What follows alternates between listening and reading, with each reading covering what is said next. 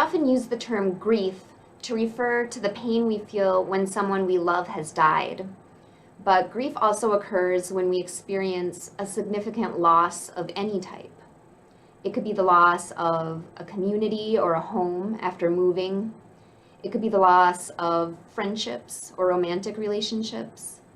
It could be the loss of health or abilities, or a job after being laid off or promoted or retiring. Anytime you experience a loss, there's the possibility of grief. Significant loss splits you and your life in two. Your life and who you were before the loss, and your life and who you are after the loss. And healthy grieving involves integrating those two lives and identities together. But sometimes you get stuck in one place or the other. You might get stuck in the life you lost, unable to move forward.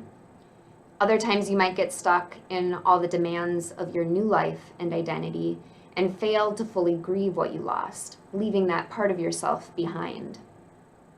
Grief can also be complicated when you have negative or mixed feelings about what you lost. In addition to or instead of sadness, you might also feel anger or even relief. What many people don't realize is that loss can take a huge toll on you emotionally, even when what you lost was a negative part of your life. Regardless of how you felt about what you lost and how you feel about that loss, you still have that same big and sometimes overwhelming job of integrating your old and new lives and identities. The experience of grief and loss can sometimes feel alienating and lonely, but you don't have to go through your grief alone.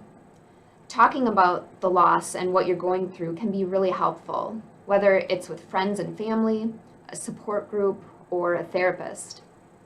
Someone who is familiar with grief can support you and help you navigate this difficult process.